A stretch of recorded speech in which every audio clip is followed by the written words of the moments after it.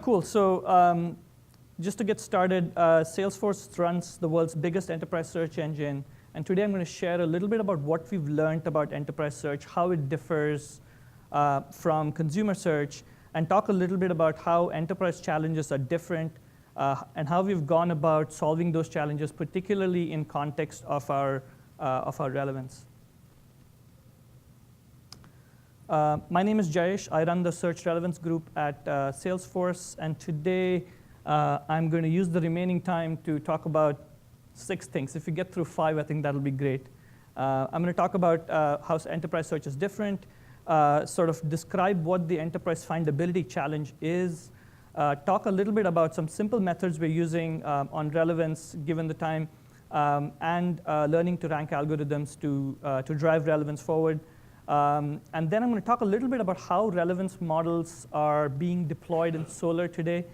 We've had to build some interesting plumbing in Solr to be able to do that well, and I'll talk a little bit about that. And then finally, I'll talk about how Salesforce serves 200,000 customers, each having slightly different models that work for them. And hopefully, I'll have the time to end with how we're pulling all of these pieces together using our machine learning pipeline. Before I dive in, a few forward-looking statements that we're going to talk about here. Please make your buying decisions based on what's GA, not what we talk about as coming forward. This is something our lawyers make us do. OK, so we are the largest enterprise search service today. We operate a service that sees about 600 million queries a week on an ever-growing base of documents. At last count, we had about 500 billion documents in our system, and it's not a static search system either. We see about 7 billion index updates a day, so we're talking big numbers here.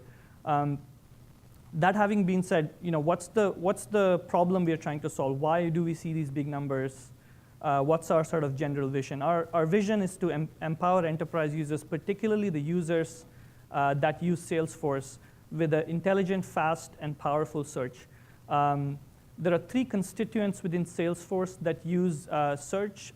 We have sales reps using search every day. We have service agents using search every day. And we have community managers using search every day, all for very different use cases. Our goal with search is to enable sales reps to be able to find leads and close leads as fast as they can, service agents to be able to close cases successfully as fast as they can, and community managers to resolve issues in their forum as quickly as possible. So the needs are fairly different from what you see with consumer search, where most of the challenge is in finding the right document. We are actually about finding the right document, but as well as solving a problem at the end of it, which is the task. Since we don't have a whole lot of salespeople, service people, and community managers here, I thought it might be a good idea to do a demo of Salesforce search system in action. This is only going to take a couple of minutes. If it works, it'll be the triumph of interoperability. This video was working on. OK, 1 minute.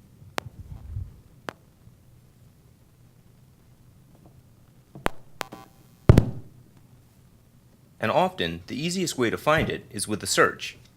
This demo will walk you through how to search in the Salesforce Lightning experience to find what you need quickly.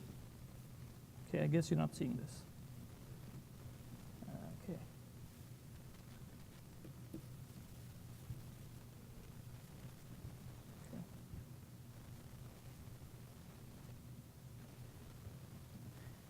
Imagine a salesperson at AW Computing, Phil Smith, who wants to search through everything in Salesforce for information about his customer, ABC Labs. He clicks into the search box at the top of the page. When he does, he sees a list of the 5 items he's used most recently. He doesn't see the item he needs, so he begins typing ABC Labs. The search engine offers some possible matches. None of these results are what he's looking for, so he finishes typing his search and presses enter. Now he sees the full results from his search and finds his account. When you search from the home page, the search engine gives you your most frequently used objects and the top results for each of those objects. In Lightning, if you know the kind of record you're searching for, you can search for only that kind of record by choosing an item from the search scope bar, the list of items below the search bar. Items you use frequently and have used recently appear earlier in the search scope bar. For example, if you use accounts often and have viewed an account recently, then accounts will appear farther to the left. If you need an object that does not appear in the list, don't fret. To see the rest of the objects that you have access to in Salesforce Lightning Experience, select More at the right end of the search scope bar. When you choose an object from the search scope bar, the search engine will focus your search only on that object. Let's say Phil wants to search all accounts for his account with Innitrode Inc. He selects Accounts, enters his search term Innitrode, and presses Enter. He gets back only account records that match Innitrode. Now suppose Phil is looking for a contact at ABC Labs, Sophie Kostas. He types her name in the search box at the top of the search results page, but he doesn't get any results. Why can't he find his contact? Phil has searched for a contact within the scope of accounts. Remember that in Lightning, you search for records by object. To find his contact, all Phil has to do is choose Contacts from the search scope bar. If you're unsure of the object you're searching for, remember you can find records from your most frequently and recently used objects by selecting Top Results. You can also search for items in Chatter with a feed search. For example, Phil remembers he needs to find a pitch book posted by his boss, Allison Wheeler. He types pitch book in the search bar and presses Enter. When you search within feeds, you automatically search for results within the Chatter posts you have access to. So Phil sees the possible Chatter feed matches for his search and finds the pitch book. If you're unable to find your record, now that we're all experts on Salesforce search, I think I'm going to go back to my presentation.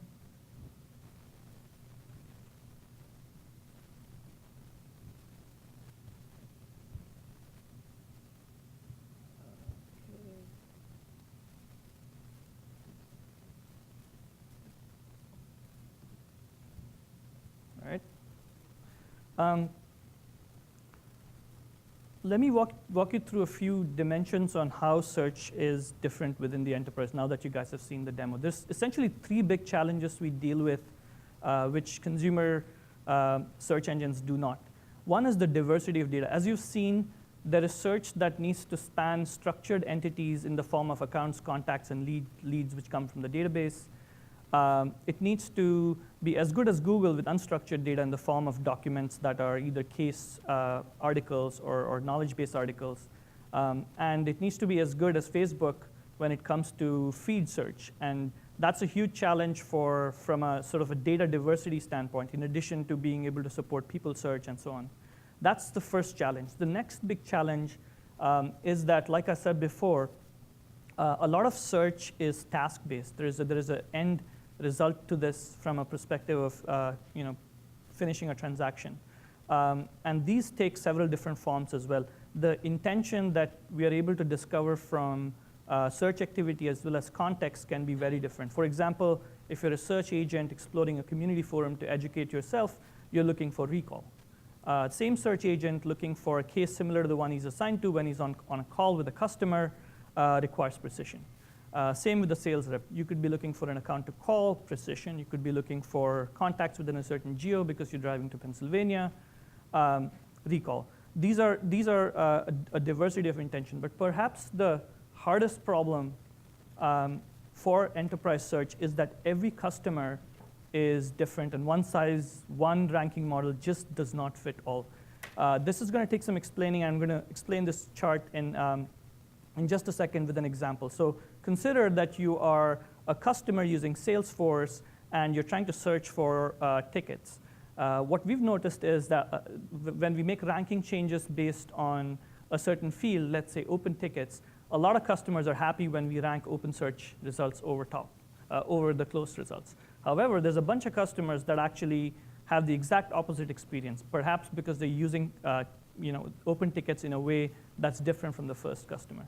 What you see here is on the x-axis, very different models with different coefficients for the open versus closed. And what you see is a scaled ACR. ACR is the average click rank. The closer to 1, you are, the best it is. What you see here is as we vary the coefficients, some customers see a gain. Lower is better, remember. So the graphs going down are good, but there are some that actually have the exact opposite behavior. And this is a problem that's fairly unique to what we do, given the size of the customers we serve. I'll get more into this later when we talk about relevance models. Now, taking a step back and knowing what you know, most enterprise search systems don't deal with this degree of granularity. And what you see for the most part when you look at when you come in new into a company and look at the search engine that's been built is like a bunch of booths that people have built over time, and it's difficult to get a formalism on what that looks like. And I recommend this as the first step for anyone that's trying to go in and bring machine learning into search, is to actually look at the human intelligence behind what was crafted before, because it's a working system. In our case, it was no different. There's a bunch of query independent signals, things like popularity of the document, things like social signals like likes and upvotes and so on. They got a boost. And then there were entity-specific boosts. For example, in the case of accounts, we talked about case status. There could also be last activity score, last modified score, a case escalation score. So these are all systems that were kind of built by hand. And most systems actually end up looking like this. The big challenge here, as it turns out, is this system doesn't scale well. If you're trying to tweak the parameters for this long equation, you quickly get to the point where you're unable to bring a system that works for all customers, which is where machine learning really comes in. In our case, the challenge was not only do we and our customers use search directly, we have other companies that build on top of this search. So you cannot simply cut over to a new ranking model and expect all customers to come along with you. So the key to understanding and changing the way machine learning was used within this context was really to first understand the existing model, so we could understand the breakage, so we could understand the impact. And like I said, it's important to understand the human intelligence that's gone behind any equation before you change it. Onto the brave new world of machine learning. Now that we've understood the equation, our strategy of getting to a machine learned ranking function was actually two phases. Phase one was to actually use the same formula, but machine learn the coefficients and do that for every customer. And second step was to, having done so, look at the next step, which is change the equation and get a better equation.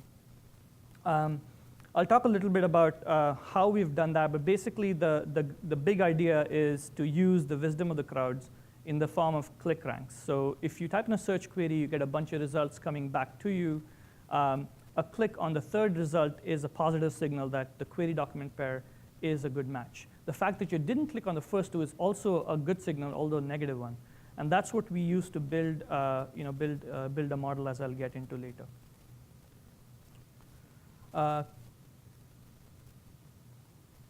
OK, so let's dig deeper into this.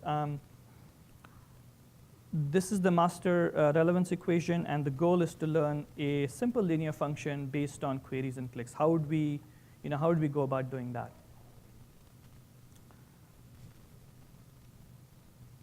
Yeah.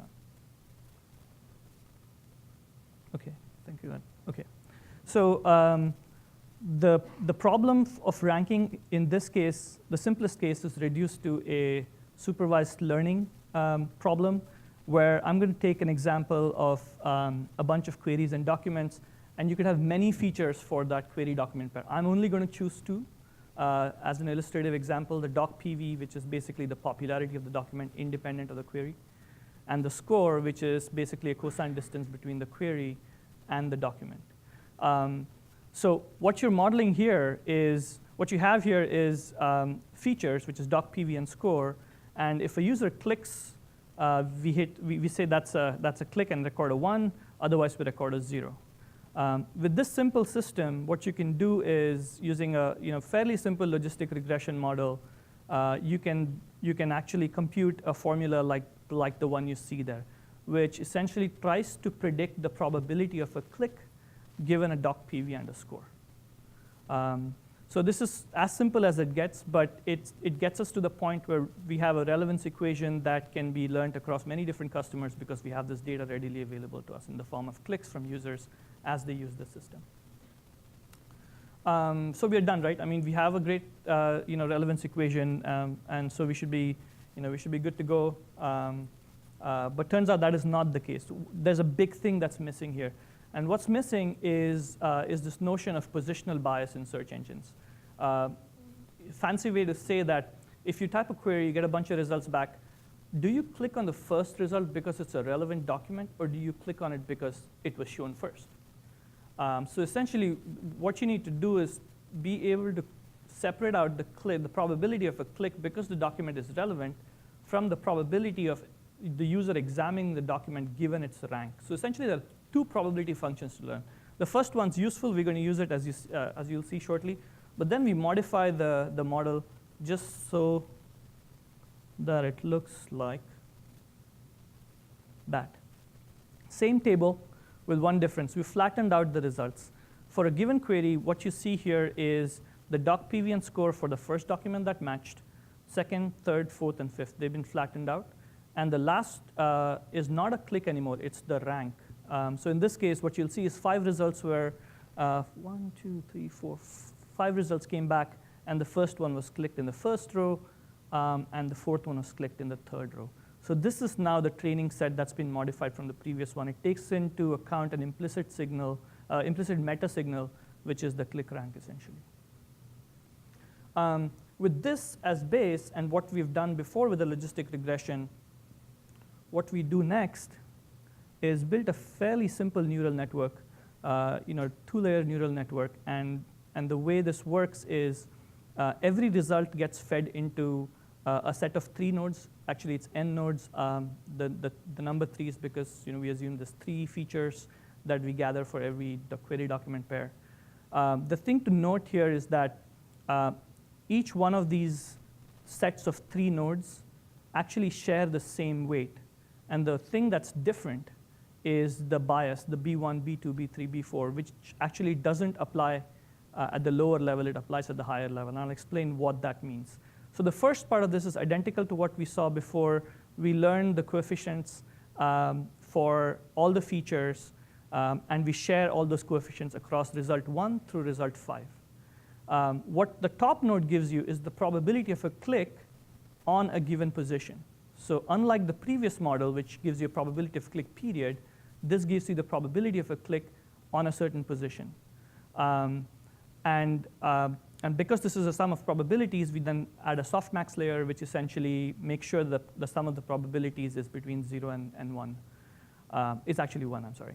So basically, this is the model that yields rank bias, which looks like this. So if you take a certain entity, let's say accounts, the coefficients we learned are all of these that you see on the left side, and the bias B1 through B5 are shown below. So essentially what this says is that all things being equal, the odds of a user clicking on position 2 is 0.884 in relation to what you'll click on 1. What's interesting here is that it's nonlinear, because often users go first result, second result, last result to see whether it's good or not, and then click next. So you would expect that rank 1 through 5 would be linear, but it's not. You see that rank 2 has a lower probability of getting clicked than rank 1, and rank 5 actually has slightly higher probability in rank 2 in the case of these accounts. What you see on the right is basically an ROC curve, which I'm not going to get into because we don't have time. But I will share a little bit about what our results were here. So this is, we've talked about rank bias, and what we learned essentially is if you look at rank bias, it is not the same across entities. We showed you search in the video for accounts, cases, contacts, groups, and leads. But what you'll notice here is that for some, the drop-off is pretty steep, and for the others, there's a flattening effect happening. And we believe that's likely because for the type of queries that require more informational type of queries, which is basically show me a bunch of documents, I'm going to try to find what I look like, where you try to optimize for recall, the drop-off is pretty significant, and you can see that happen. But for direct navigational queries, there isn't that much of an impact from a rank bias perspective. OK, so this is the end result of our whole machine learning experiment setup. And what you'll see here is that for every entity, we've learned the coefficients for the big formula that I showed you before, which was the intent of our phase one. OK, so now we've got a model, and we've got to get it running in Solr. If for those of you who have done machine learning,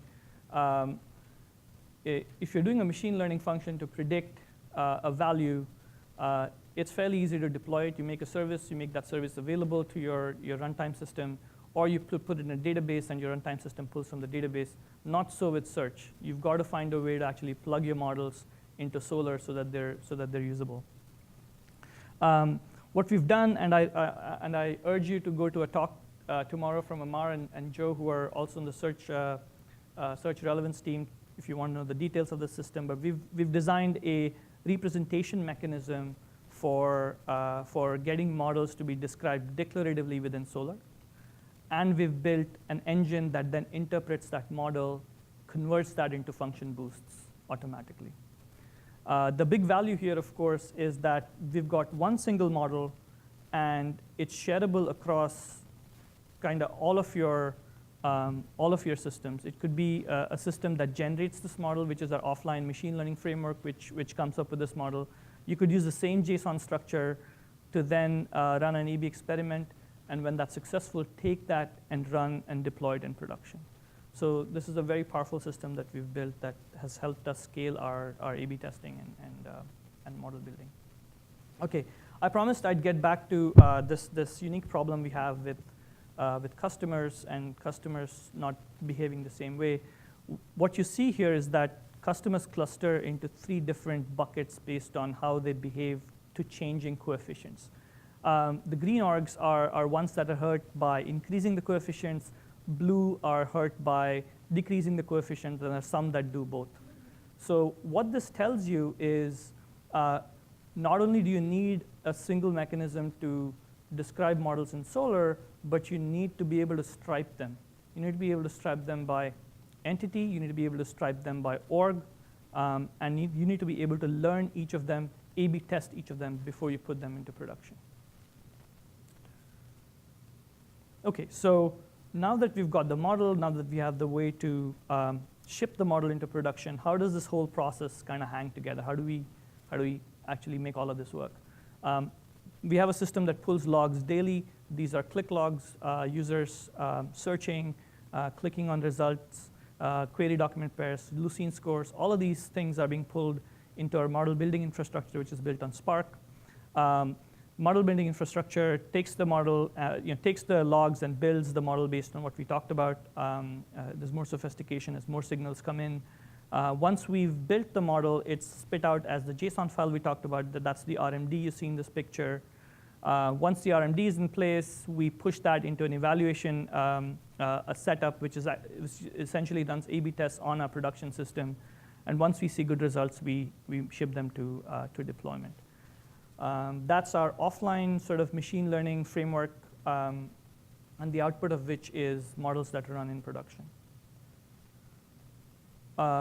Looking at this same thing from the query side, as a user runs a query, this is how the pipeline looks like. Once you've got a model that's running within Solr, how does it get invoked at query time? So users make a query. There's a query understanding layer that does some NLP. And then that query is then handed off to the L1 ranker, which essentially gets the signals from our underlying Solr installation, gets TF-IDF scores, and then we go to level 2 ranker, which is where this machine learned model sits. You don't want to be running level 2 where level 1 is for the reason that it's an expensive model to run. You don't want it to run on every search result. So you'd run it on top K. And once you've gotten the machine learned model coming back with all the features and the re-ranked results, we go through the level 3 phase where you look at other models based on snippets and so on. Essentially, the signals you didn't have in level 2, you'd use it in level 3 based on the result set. We're doing less with level 3, more focused on level 2 at this point, but this is kind of how it looks like. And that result shows back to the end user. And that's pretty much it.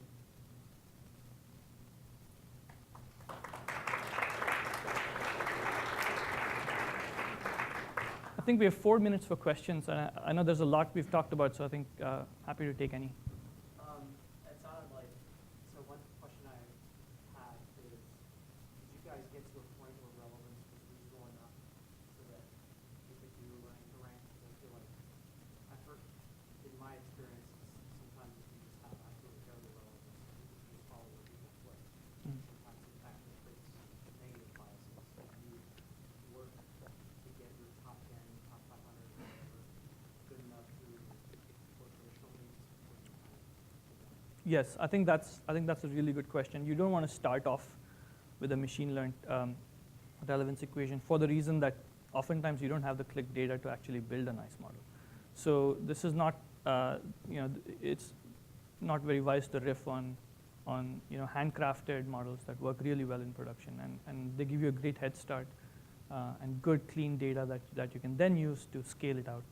I recommend using something like this if you have that scale of data to build it. Otherwise, handcrafted models work just as well on smaller data sets. Any other questions? Happy hour time? All right, thank you very much.